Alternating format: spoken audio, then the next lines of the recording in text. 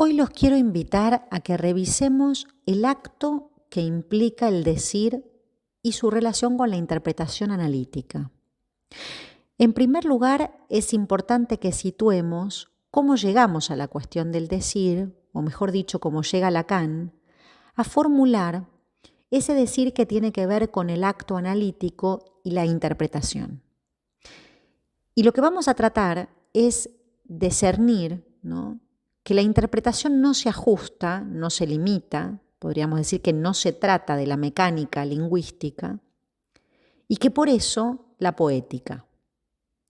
La palabra poiesis es un término griego que significa creación o producción, pero desde el punto de vista analítico, la poética hace referencia a la ligazón entre el sonido y el sentido, relación que se pone de manifiesto con el término que utiliza Lacan, materialismo, ¿sí? Esa unión entre la mot, la palabra, y el materialismo, que es utilizado precisamente para situar ese punto heterogéneo entre el significante y la letra. En este sentido, la interpretación pone de manifiesto que se trata de un acontecimiento del decir. Cuando Lacan ya no toma como referencia a la lingüística y la cuestión pragmática del lenguaje para abordar la función de la interpretación analítica, se va a orientar a partir de la lógica, Primero la aristotélica, modal, luego la nodal, y entonces allí se propone otra metodología en juego. Si partimos de los desarrollos de 1972, Lacan, en ese escrito titulado El atolondradicho o las vueltas dichas, vemos que allí de lo que se trata es de un juego que resulta de la homofonía y del equívoco, el equívoco de la ortografía como vía regia para orientarnos a la cuestión del decir. Me refiero a que el decir entonces es eso que se escurre, que siempre se escabulle, que se escapa. Y en este punto se va a diferenciar de los dichos. Entonces podemos pensar, ¿qué acto implica el decir? En la medida en que el acto analítico no se trata de un hacer, como ya lo dijimos muchas veces, sino de un decir. ¿Qué implica ese decir y de qué decir se trata, podríamos decir, Esa sería la pregunta. ¿De qué decir se trata? Si el hecho de que se diga implica un acto, la pregunta podría ser, ¿a quién le pertenece ese decir? Incluso, en la relación entre analista y analizante, ¿podemos ubicar que es alguno de ellos a quien le pertenece el decir? O incluso de otro modo, ¿cómo podemos ubicar que el hecho de que se diga, con las implicancias de ese impersonal, ataña a un sujeto? ¿Cuál es la posición en ese decir que supone un sujeto? En el seminario 17, Lacan va a decir que la interpretación acontece entre la cita y el enigma. Esto nos permite pensar que el analista opera allí abriendo camino al inconsciente hacia ese entre, entre dichos. En los intersticios, podríamos decir, es donde se da paso al decir. Y se trata de que no se sabe quién dijo, o quién dice. En ese mismo seminario formula los 4 discursos, y esto al mismo tiempo produce un viraje respecto de la interpretación, porque lo que aparece formulado como discurso instala la diferencia entre el dicho y el decir. Recordemos que la preeminencia lingüística le daba ese lugar a la diferencia entre enunciado y enunciación, ¿sí? Cuando la interpretación se soportaba, en poner en juego la diferencia entre el enunciado y la enunciación, se trataba de una operatoria ligada al desciframiento. Mientras que en lo formulado a partir del seminario 17, en tanto se sitúa en el orden del discurso como estructura abierta, se pone de manifiesto un desplazamiento hacia la cuestión del dicho y del decir, siendo entonces el decir eso que siempre se escapa. Y aquí podemos situar el momento en que para Lacan se vuelve necesario servirse de la topología, por ejemplo, para dar cuenta de esa relación tan peculiar entre el dicho y el decir. Incluso por eso de las vueltas dichas, que en cierto punto podemos pensar como torsiones necesarias en torno a los dichos y sus vueltas para que el decir acontezca.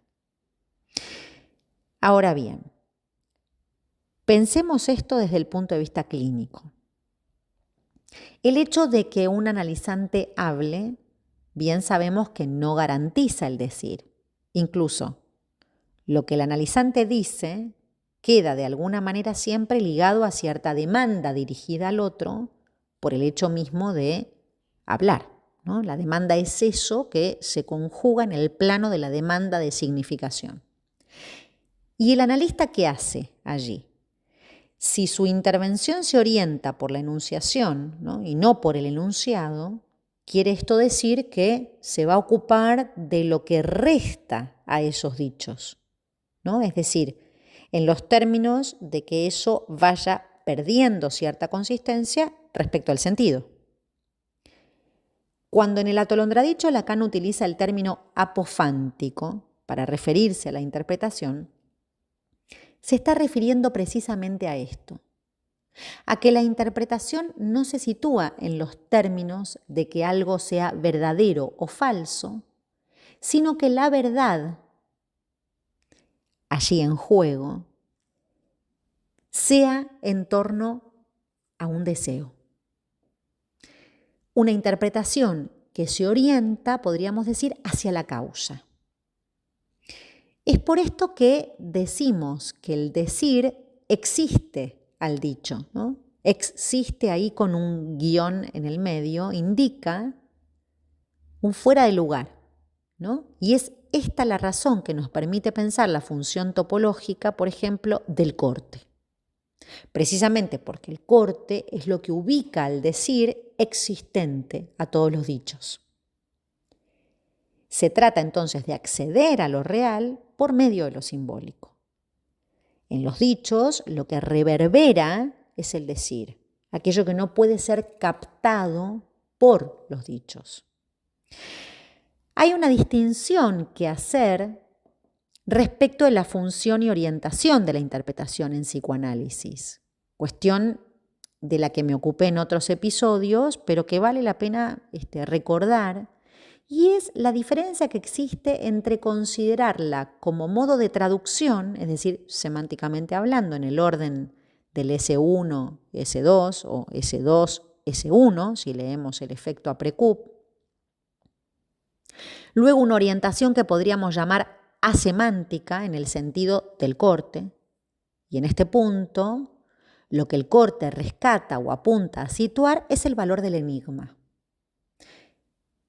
Y por otro lado, también la interpretación como jaculatoria, ¿no? Palabra que va a utilizar Lacan para hacer referencia a la interpretación, para ubicar precisamente la dimensión de lo escrito, en tanto algo de la transliteración se pone en juego ahí. En este sentido, la diferencia entre la semántica y lo asemántico establece una diferencia respecto del elemento en el que recae el acto de interpretar.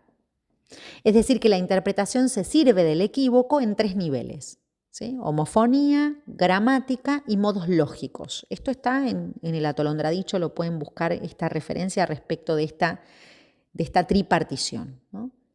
Se trata entonces de que arroje algo que allí no estaba, algo nuevo, pero no en el orden de la significación, ¿sí? ¿Se acuerdan que en función y campo de la palabra también allí ubica la dimensión de lo nuevo por ese plus de significación que era la metáfora? No lo digo en ese sentido, ¿no? Lo que va a plantear acá es ese efecto que cae, ¿no? Cierta caída que resulta de las vueltas dichas. Si el decir queda olvidado en lo que se dice tras lo que se oye, el acto analítico es aquel que rescata ese decir que queda olvidado. Y el motor para que eso ocurra es el deseo del analista. La función de la interpretación es aquella que entonces tiene como soporte eso que se sostiene en el deseo del analista, la posibilidad de que opere la dimensión del decir en las vueltas de los dichos. Esta función pone en juego la ética que nos orienta, ¿no?, como analistas, por medio de lo simbólico hacia lo real. Y lo real es esa opacidad siempre referida al goce en juego.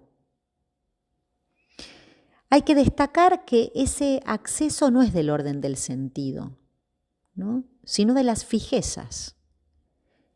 Y es por esta razón que va en sentido contrario de la demanda de significación o de sentido. La interpretación entonces utiliza el equívoco para romper con el sentido establecido, ¿no?, ese sentido unívoco de la palabra. Una palabra que no remite al otro en tanto cadena o significación, metonimia, sino que reverbera eso uno que encarna en cuerpo, podríamos decir, ¿no?, esa sustancia que es gozante.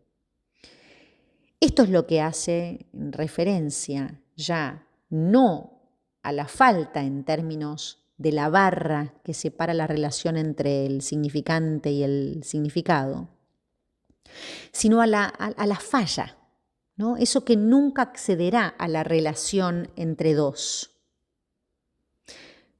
orientando así, digamos, la intervención por los impas lógicos y ese resorte que permite operar con la torsión de las palabras, sirviéndonos de la equivocidad. Esa equivocidad que se pone en juego y en acto en la posición ética del analista. Estas cuestiones son las que nos permiten pensar de manera inseparable la posición del analista, la función de la interpretación y hacia dónde ésta se dirige, ¿no? Se dirige hacia donde habita lo inefable, eso que descansa fuera de los dichos. Pero podríamos decir, a eso no se accede sin las vueltas dichas. Es por esto que no podemos hablar de interpretación sino en relación a que apunta a un decir, a la reducción de los significantes, a su sinsentido, va a decir Lacan.